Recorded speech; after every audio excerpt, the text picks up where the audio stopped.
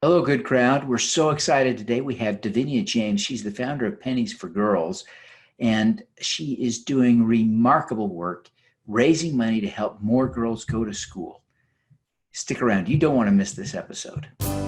Welcome to the Your Mark on the World show with your champion of social good, Devin D. Thorpe.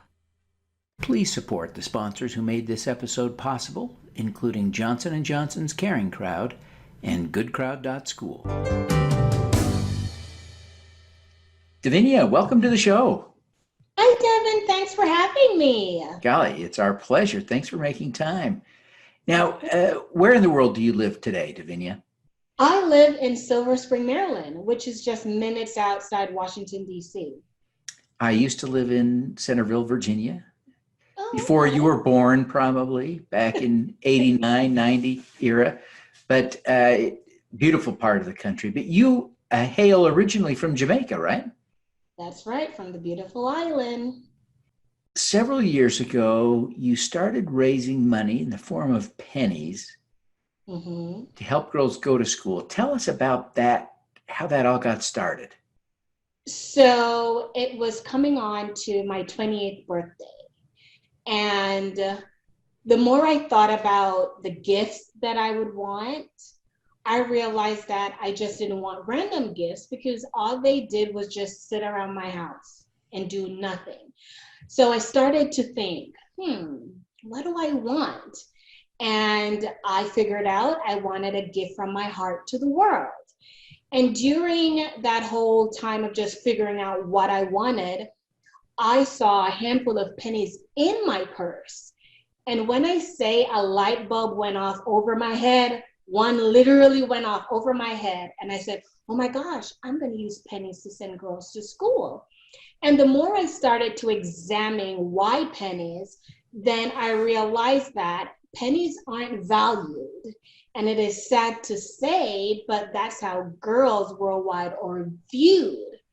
In addition, people are more likely to give away their pennies because here in the DMV, you can't use pennies in the parking meters.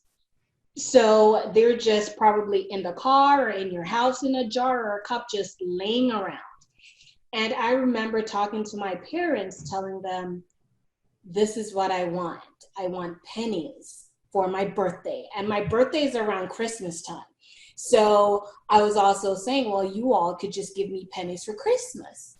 And my parents are so supportive. They just pretty much went with what I wanted. And then I decided to ask my people from my social media. And before you know it, there's pennies coming in through the mail or people just calling me, telling me to pick up pennies from their porch. Then at the time I was a preschool teacher and I decided that I was going to incorporate that in a curriculum. So I incorporated in a math curriculum where kids would come in the mornings and count pennies. And they only had to just count up to 10 because by the time they leave me, they just need to count up to 10. But my students at the time wanted to know what came after 10, what came after 20. And also I was teaching them about what was going on in the world where girls were not in schools. And my 4-year-olds at the time was so intrigued by it. And I remember one student asking me, Miss James, why do you always say girls? What about the boys? And I have been waiting for parents to ask me that question, but he did. And I remember explaining to him that in parts of the world, girls aren't valued and they feel like their place is at home. And he would come back with questions like, but how do they grow up? How do they become mothers? And I was like, you're right. You are so right. So I just ran with that. And my students' parents were so supportive. And at the time, they thought it was a great idea because I was helping their kids to think beyond themselves. I have had one student that went to a restaurant, saw a penny on the ground and was screaming bloody murder that Miss James need that pennies to send girls to school. So something so small, or you would think it's hard to grasp, they did grasp it. And then before you know it, it was 600,000 pennies, then 750, then 1 million, and now 2 million and still counting. Oh, that's great. Now, you did a campaign on Caring Crowd to raise money. You raised about $5,600, $5,000, something like that. Now, that's about 500,000 pennies worth. Tell us about how that worked. So Johnson & Johnson has a program that is called Caring Crowd. And it's pretty much just crowdfunding, where you go through the steps of creating a project. And when I say steps, you create the name, where it's going to be, what you're going to use to do it, how you're going to do it. And I decided that I wanted to help girls in Nigeria to go to school because they're missing from classrooms because of their menstrual cycle. And I collaborated with a nonprofit Hope and Dreams initiative that are doing the work on the ground in Nigeria. And I incorporated the whole concept of pennies for girls, where I asked all my donors to donate pennies. And I would go further in explaining, okay, 5,000 pennies will help a girl to buy sanitary pads. And it was something that wasn't easy. And when I say it wasn't easy, it's that when you're doing a project, you would think that, okay, I'm going to do this project, and at the first go, it's going to be successful. That's not how it goes. And the thing is, that's not how change occurs. If it's something that you cannot ignore, or something that you're extremely passionate about, you will realize that it takes a few goes before it becomes successful. So when I first did that project, it was unsuccessful, but I am very determined. And for me, not because I get a no means that I'm going to stop. For me, it challenges me in thinking, okay, how can I go about doing it again to make it successful? And on my second go, I was like, okay, this is what I'm going to do. And I just became bothersome in a way that I was annoying. I was annoying to every single person I came in contact with.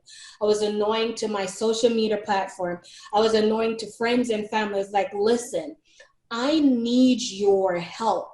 A lot of people want to create change. That's what they say, but they also feel like, okay, in order for me to create change, I need to be rich in my pocket. With my project, it was more about being rich in your heart, because it doesn't matter if it was 1 penny, I still wanted it, because when they all come together, they create a huge thing that goes beyond someone's wildest dreams. This is amazing work that you're doing, Davinia, and I congratulate you for it. Did Johnson & Johnson match some of the donations from your friends? Yes, they did. And so they matched up to $250. So how that works per donation, right? Yes, for donations. So they have a set period of time that they do it. So I pretty much beg all my donors to do it quickly. So if you do it quickly, then there you go. It is there. I can see it. So it's more about just reminding donors to, can you please do this, and can you please do it now, because by a certain period of time, then the matching won't be able to be done. So yeah. Wow. Well, that sounds like it worked very well. You completed the funding for that project for the girls in Nigeria back in September. Mm-hmm. What have you heard back from the girls and the organization that you supported? So I am very close with the founder, and she went back in October, and she got so many, we call them care packages, because for each kid or each girl, we provide what is called disposable sanitary napkins.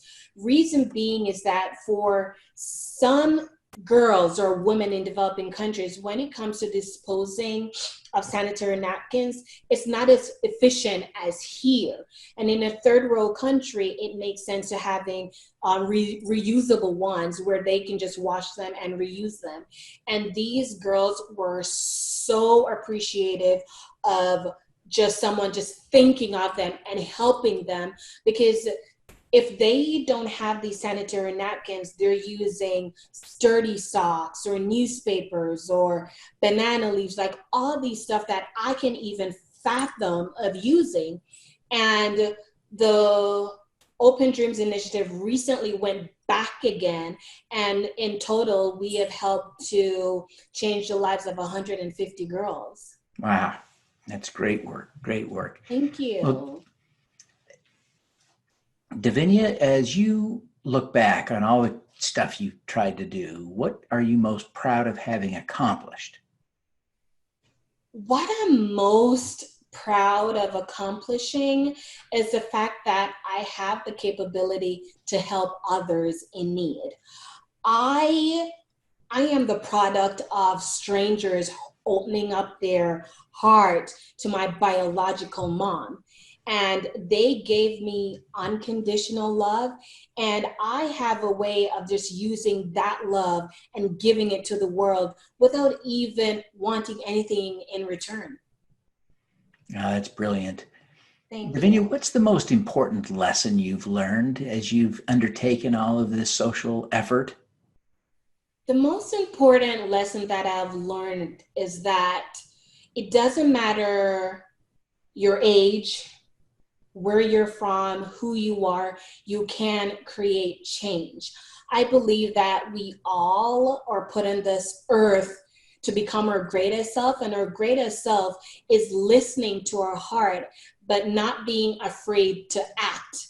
I believe that at times our heart does speak about what is it that we're put on this earth to do, but you have to be brave enough to shut up, and you have to be brave enough to act on it, even if there's no one supporting you and you're the only one there doing it. Brilliant, brilliant. Now, Davinia, as you look back, you shared some of your thoughts, but how do you've sometimes in some of the things you've written suggested that your connection to Jamaica influences your decision to do this work. How is that? So my biological mom was a teenage mom. And at 3 months old, when she had me, I became very sick. And out of all the people that took me in, an activist took me in for 11 years.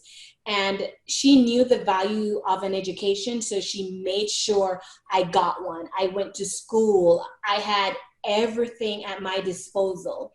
And right after she died, at age 11 was when I knew what violence was and what poverty was. And that was when I went to go live with my biological mom. And I remember coming from school one day with one of my brothers and being held up at gunpoint. And for me, that was something new. I was like, what is going on? And I remember seeing a gun placed on my brother's chest. And my brothers, my mom would say they're my soldiers. They're there to protect me. And I remember him screaming at me to run. But I was in so much shock that I couldn't move. And there was just something about the way that he screamed the second time that I ran into my mom's arms screaming, "He's dead, he's dead." And it was at that very moment I saw my mom in superwoman mode.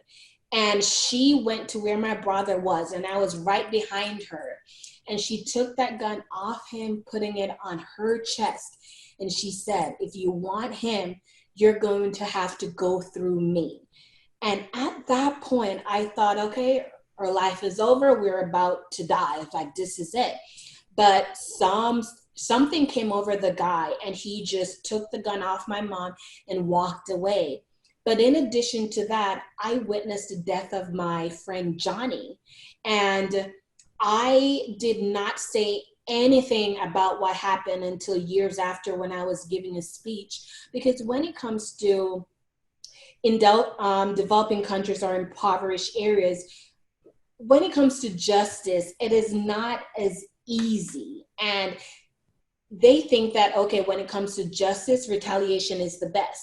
And I did not want to lose a cousin or any of my brothers, so I did not say anything about what I saw. And while growing up, even when there was a gang war outside, I was still going to school. My aunt would ask why. I was like, I have to go to school. If I don't go to school, I'm going to be behind. I don't want to be behind. And I have the ability to flip all that negative thing into something positive. And then I became the first one out of my family to graduate high school. And even just looking back at that, I saw the struggles that my mom had being a teenage mom, the lack of access to resources and information. And I did not want that for me.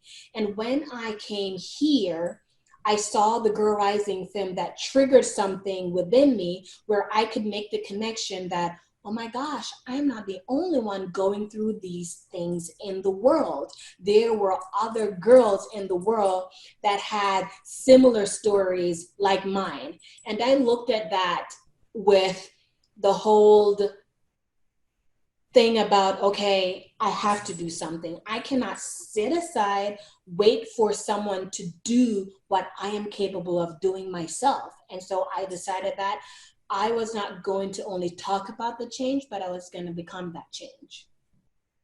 Wow. Powerful story, Davinia. Powerful Thank story. you. Thank you. Speaking of power, what is your superpower? My superpower is that I have the capacity to accept love and just give it right back to the world. I think that love is the foundation behind everything that I do. It is a source that I feel that can never end. I am filled with it. I receive it and I openly give it without wanting anything in return. Yeah, amazing, amazing. Well, Davinia, thank you so much for taking the time to be with us. Before you go, would you take just a minute and tell people how they can learn more about Pennies for Girls and how they can connect with you personally?